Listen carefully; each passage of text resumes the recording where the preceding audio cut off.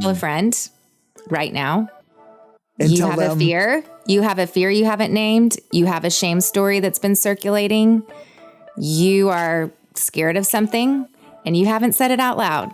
And when you say it out loud, it loses its power. And when you realize you're not alone, you grow courage. And leadership requires the most courage I've ever had to exhibit is for sure through leadership. And so I think that's a simple task and it will change your life.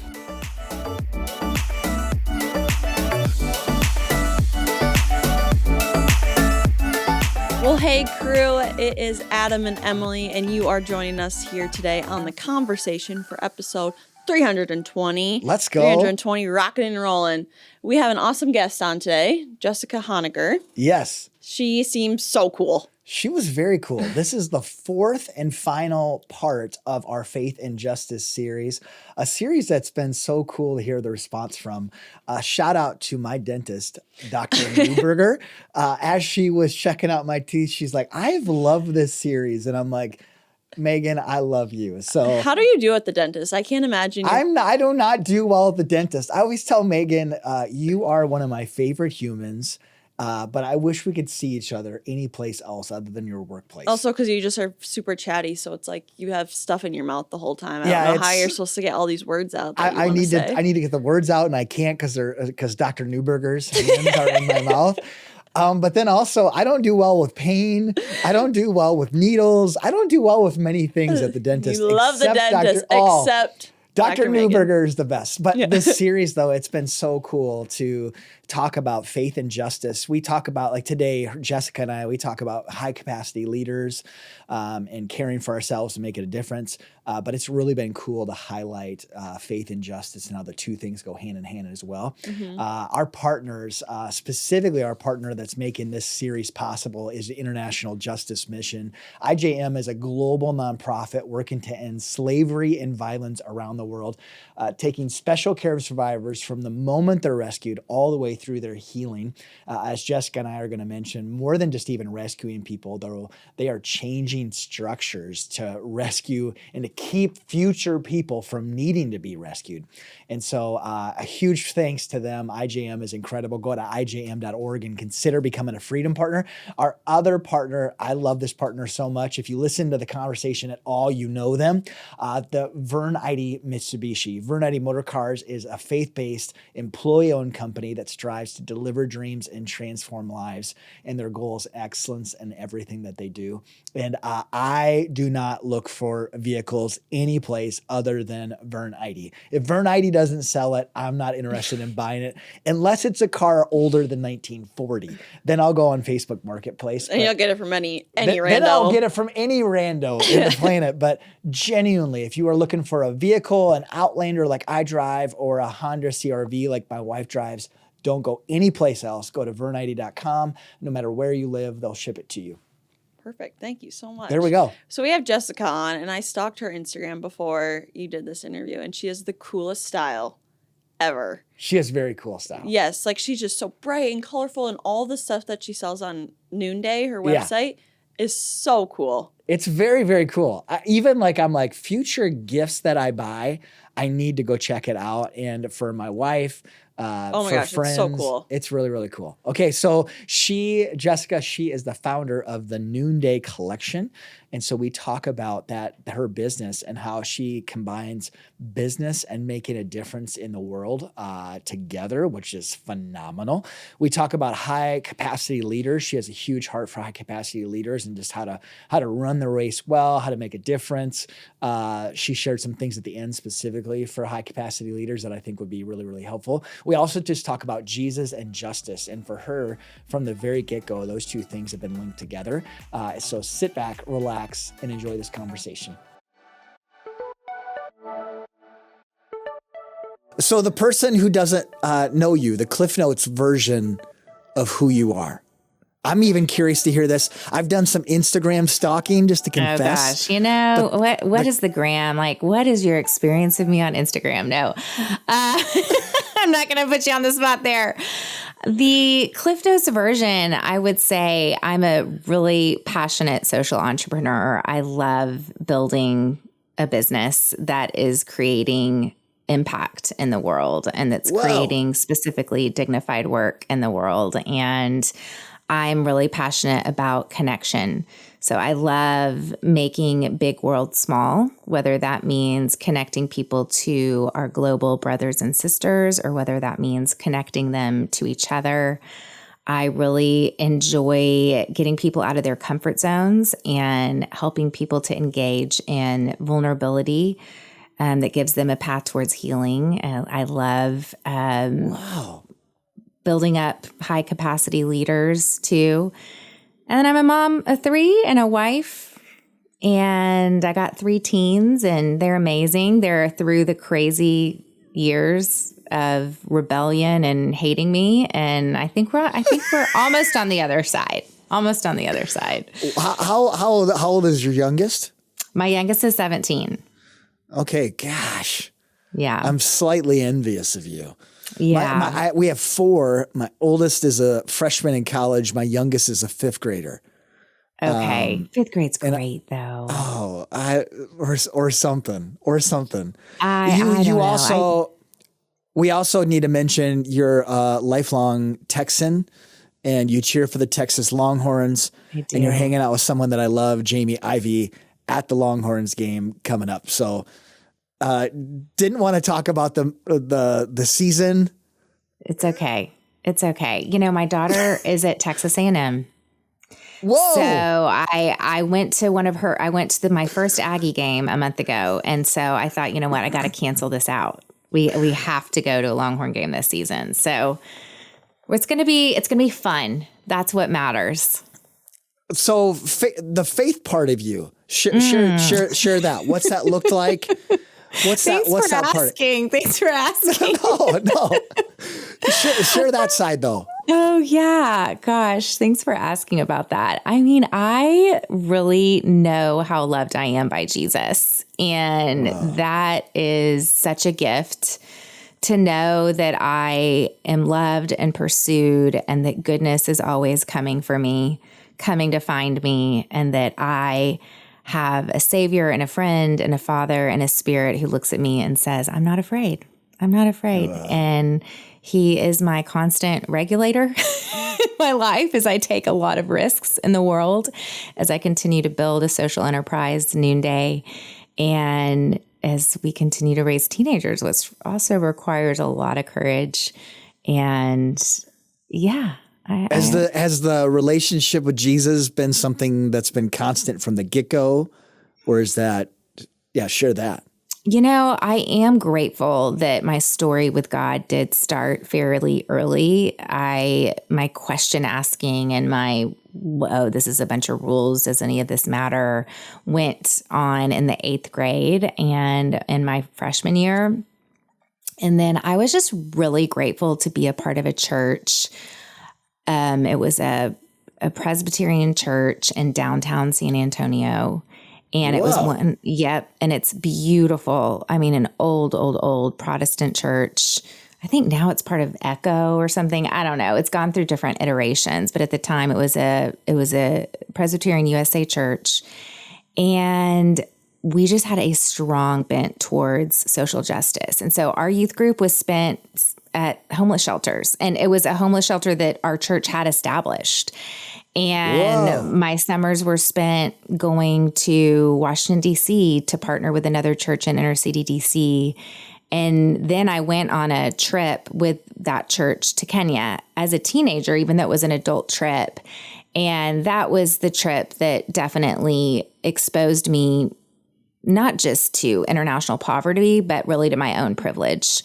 And really, I came back kind of radical, especially for high school. I mean, I was president of the student body, and I was an active leader in high school, but combined social justice with this newfound Jesus is the way. And I don't know, I was a lot. And the fire was strong. We always, we have 3 schools in Haiti that we've built as a church, and it's seriously, we partner with a ministry called Mission Haiti, but, and I'm the same way. So I'm putting myself in this group. We always say when you come back from Haiti, you're like insanely fired up and slightly annoying. Yeah.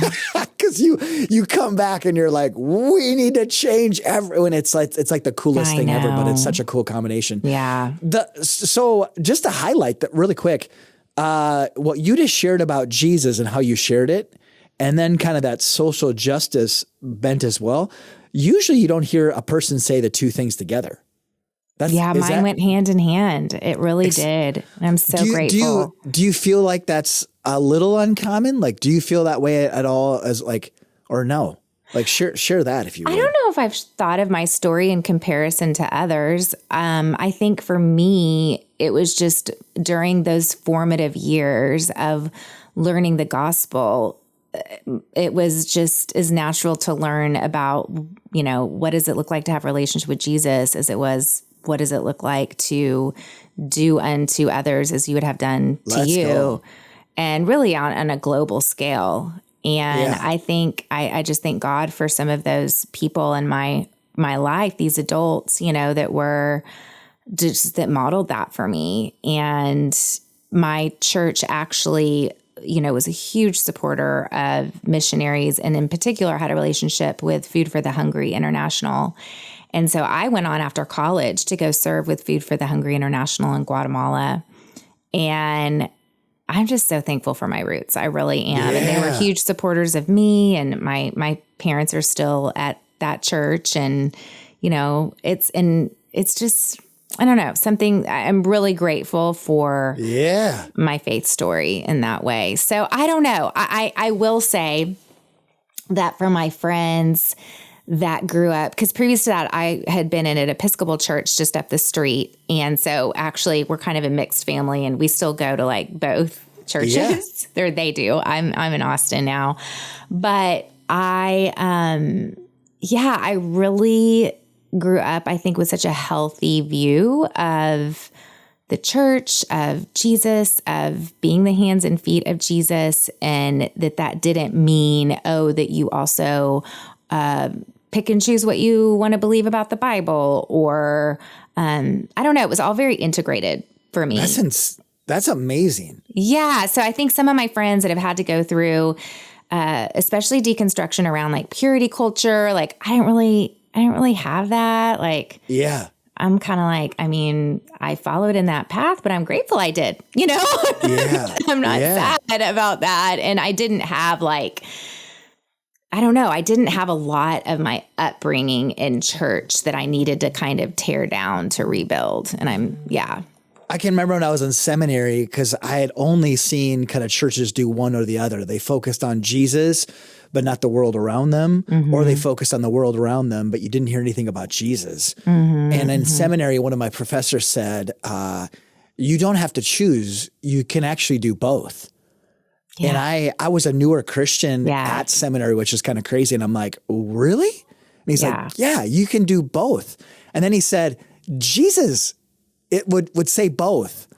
And that for me was like that was radical. I hadn't seen that before.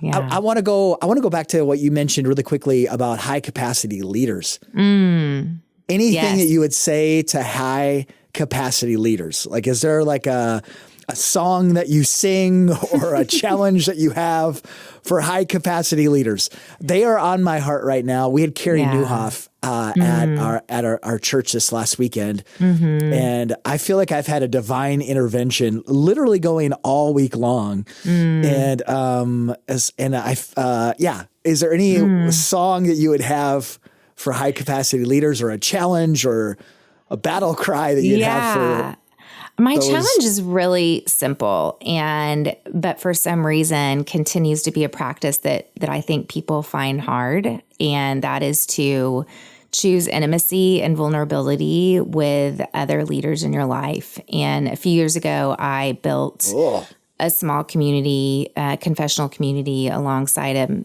a psychiatrist, Kurt Thompson, that you might be familiar with. And yes, Kurt's great. yeah, so I started hosting retreats with Kurt for just very small groups of leaders. And some of that, I'm not, don't look at me like, oh, you're amazing. It was a need. It was for me. I was like, I need other people that are in the trenches and that I can call upon, and that we can really choose to do this work in a way that is really honoring of how God made us to be, which is to truly name our stories and to name our struggles and to name our challenges and to know that we're not alone. And I think that term, it's lonely at the top, is all too common. And I think many leaders do feel lonely at the top. And I'm determined for that to not be true. I want to make that wrong right in the world by creating ultimately a formational community that I've been in now for 4 years. And, someday I think I will be scaling that model. And, but for now I am really committed to Noonday, and we're in a really amazing pivot right now where we grew through one revenue channel, and now we've really expanded our channels and growing our e-commerce. We're in about 110 retail stores around the nation. Yeah, so we've just been, I'm just building. I'm on my second act of like a rebuild. Some of these other things I'm passionate about, they're still in my life, but they're on the periphery. But there will be a time. I remember reading Eugene Peterson's biography, and he had this home in Montana on a lake, him and his wife. And like, you just could sign up to fly into Montana and like spend time with Eugene. I was like, that's what I want someday. I'm going to live in some beautiful place.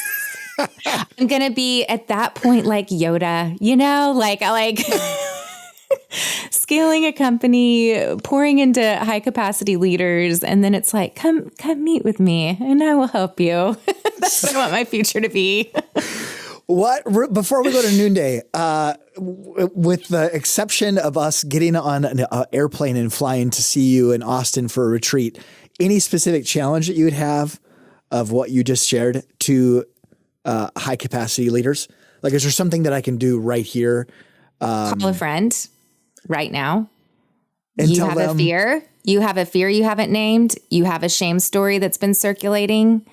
You are scared of something and you haven't said it out loud. And when you say it out loud, it loses its power. And when you realize you're not alone, you grow courage. And leadership requires the most courage I've ever had to exhibit is for sure through leadership. And so I think that's a simple task, and it will change your life. Just call them and say, here's a fear I have right now, and I haven't shared this with anyone. Ugh.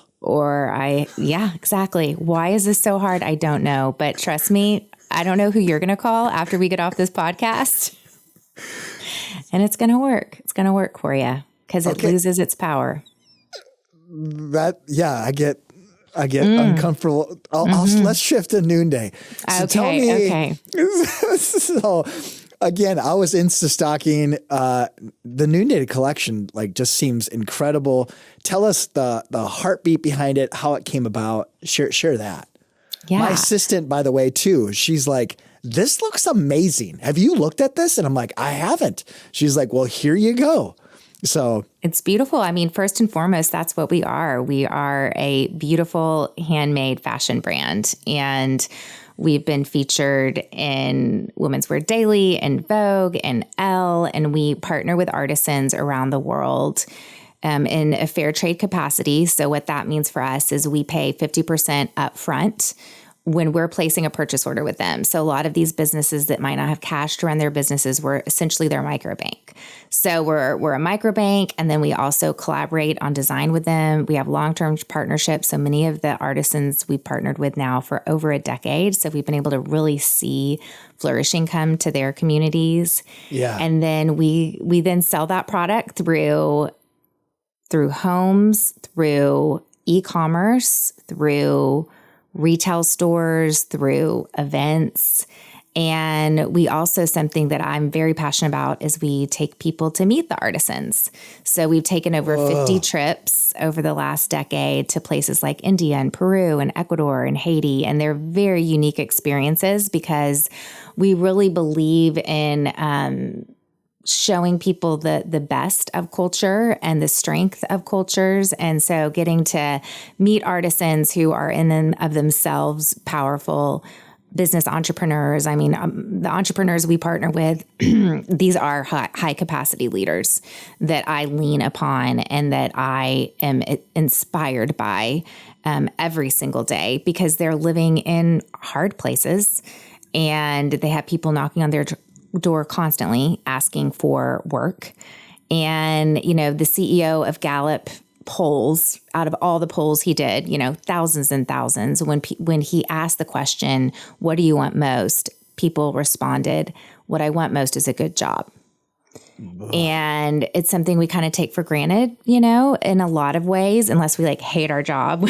We can understand the power of a good job, but not just a good job, but a job where you're not being exploited, a job where you can actually be safe, you know. And of course, that is so much the work of International Justice Mission. And, you know, especially just Gary's work around the locust effect and this idea of coming against violence against the poor. So I think you couple safety with dignified work and you have human flourishing. And that really has been the story of Noonday. And as Noonday has, you know, started partnering with IJM many, many years ago, we were the first. Yeah, I was going to say, tell me about like that, when that relationship began and how that came about. Yeah. I mean, I think I first heard about IJM from Oprah. Okay. I think maybe sometime was that the 90s? I don't know, early 2000s, whatever. I don't know. I think it was the good old Oprah Winfrey. God bless her. She's the best. And so I think that is where I think I learned about IJM. But I had already, you know, had a long history of social justice and this idea that we can use the opportunity we've been given to create opportunity for others. But I think this idea of creating safety for the poor was relatively new for me. And it's something that, gosh, we just don't think about that as being kind of the bottom floor. You know, it's like you can, because I used to be really passionate about education. I went and even got my master's in education. And I thought, okay, education is the way for transformation around the world. And the thing is, if you're getting raped on the way to school, then that education is not going to serve you. And so this idea of safety, I really got to see firsthand. Actually, Jan Haugen, we went on a trip. I gathered a group of content creators, back then known as influencers. So I think we've changed the name a little bit. And we went to Rwanda together. And yeah, we did. And we really got to connect. We connected especially with a little girl named Jamie, who had been left in her house to burn after being sexually assaulted by a neighbor. And because of IJM, she lost her legs in the fire, but she got to get legs and she got to get rehabilitated and therapy and community. And we got to meet her on the other side of that and spend time with her. And, you know, eventually also IJM left Rwanda because essentially their work was done there. And so that was also another good journey for me to be a part of. I think oftentimes we give to nonprofits and we do our charitable giving, but we don't think about how we don't want to have to give to them for forever. You know, like the idea is that this work is going to take root and that these countries are going to be able to own that for themselves. So that was my first sort of real in-person experience with IJM was in Rwanda. And then since then, because I travel so much with Noonday, whenever I go to a Noonday country, I tend to, you know, also connect with IJM offices. So I've been to the Delhi office, Cambodia, Uganda, Guatemala. I'm essentially an IJMer. That's amazing. I got to know IJM years ago. Gary spoke at my seminary at Asbury. Okay. And I had never heard of it before. And I'm like, this is like, it was just kind of like one of those huge eye-opening. Gary is just so inspirational in general. He is. And then cross paths again with IJM several years back. I just last year got to go to on my first trip, went to Kenya. and got to visit several offices there.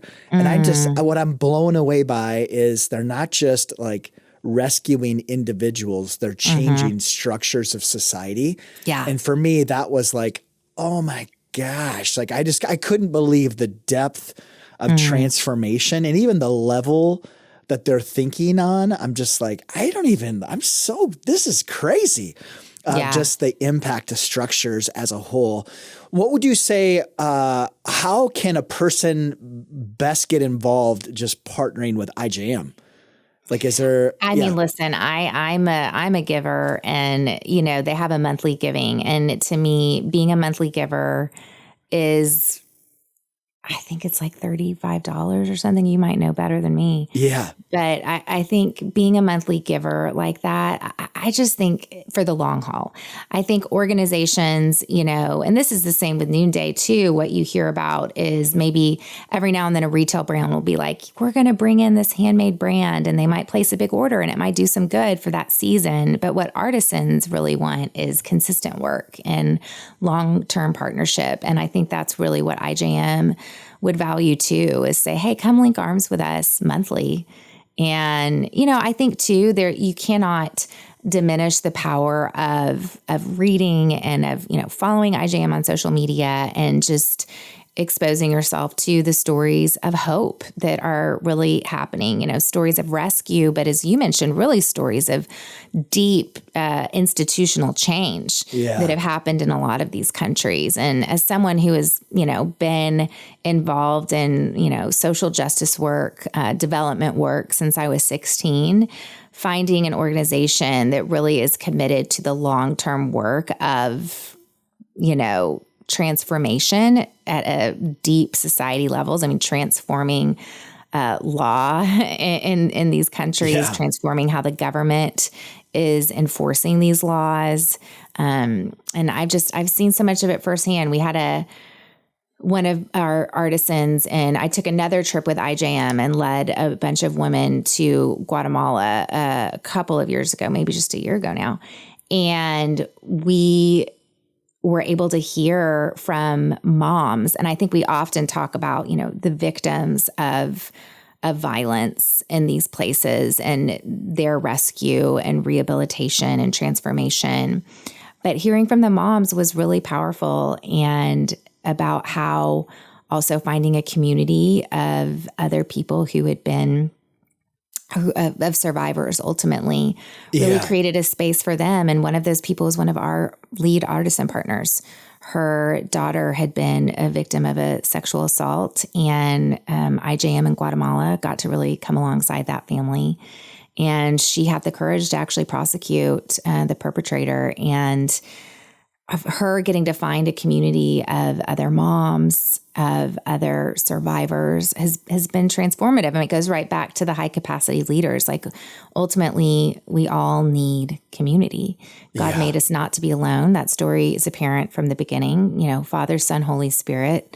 And, the story, Adam and Eve, not meant to be alone. And we literally serve a communal God who's longing for us to be in community as well. And I think that's why you kind of got that icky feeling, because I think that we have a real enemy who wants to keep us isolated. And, isolation really cuts off our power, our agency, our ability to move like we're meant to move in the world. And I think, the kingdom really calls us to move towards each other, move towards the hurting, move towards the suffering. And I think, in this day and age, we're exposed to way too much. Like we could get on our Instagram algorithms right now and find out about things that we never would have known, 20 years ago.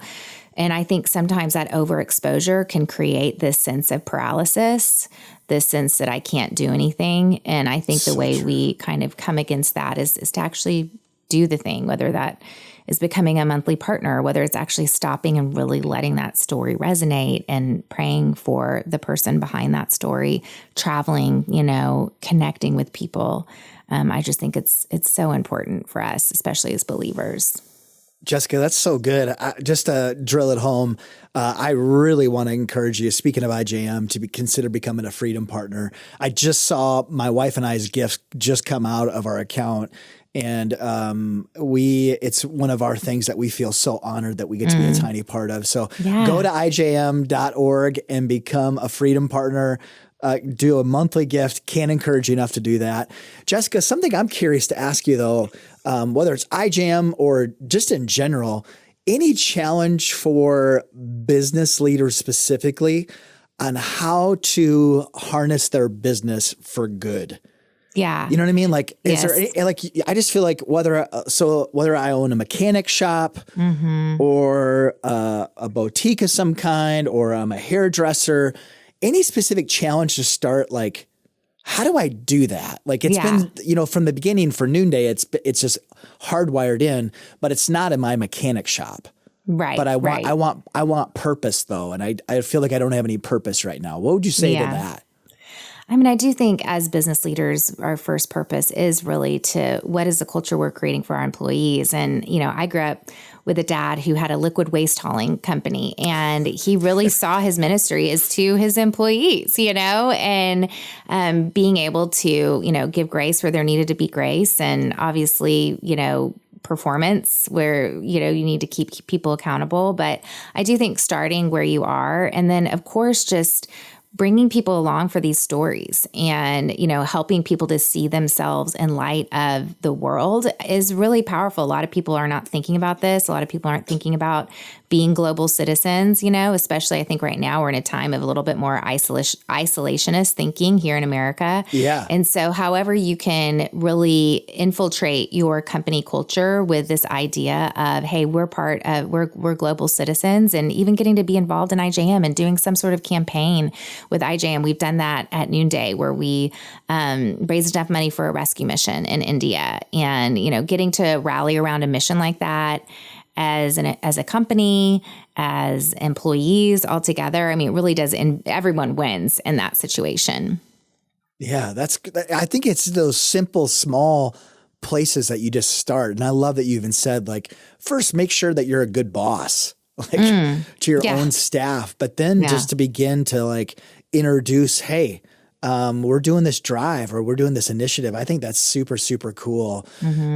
Jessica, when you think about impact, is there anything that you've learned recently when it comes to not even the justice end of things, but anything? I'm kind of going back to that high capacity leader end of things. Anything that you're learning right now when it comes to making a difference with your life, or having the biggest impact, or even like pursuing goals? Is there any like practical advice that you're like, these two things have really been huge for me? Yeah. I just often, I think when I think of Jesus and I think like, was he ever rushing off to a meeting? I love to think about Jesus's pace and how he was relaxed and not in a hurry, and how his presence was just, he was pretty chill, Yeah. He was pretty chill. And of course, I think that came from knowing where he came from and knowing where he was going. And there's a scripture in John that says that Jesus knew where he came from and he knew where he was going. And I think as leaders, when we know where we come from, we know who made us, who created us, that we're the object of God's affection. We're the object of his love, his compassion. There's nothing God doesn't want to do for us, be there for us, give us. And so when we know where we come from, and then we know where we're going. And I think that when you know as a leader, hey, here's what I'm called to, here's my purpose, and being faithful, it's not glamorous, it's not sexy. I've been at this 15 years now, and let me tell you, if I knew what I had signed up for, I wouldn't have signed up, okay? Because it's been crazy. I mean, especially leading the last 5 years, it's just, it's a lot. It's a lot. And I just think that, know where you're going and be faithful to that and walk at the pace of Jesus. Is that something that comes natural for you? No, of course not. Are you kidding me? I'm like, no, this has been taught to me. This is any advice. So this is the divine intervention that started on Saturday through Carrie Newhoff for me. Because I'm in the process of making a bunch of adjustments literally since Saturday because of that. Is there anything that you've learned like practically, or that's been actual helpful in slowing down? Because I run at the speed of light, and it's not sustainable, because Right. we're not robots. We're humans with souls. Right. Anything that's been helpful. I mean, I do think having time, I love the description of, I forgot his name, is a Catholic theologian, and he describes prayer as relaxing into the presence of God. And so I think being able to take 10, 15 minutes a day, and I use the Lectio prayer app, and it's so simple, and yet just, every day I get to practice, practicing relaxing into the presence of God, and even though, of course, I can look at 3:00 and go, did I even do that today? That feels like 20 years ago.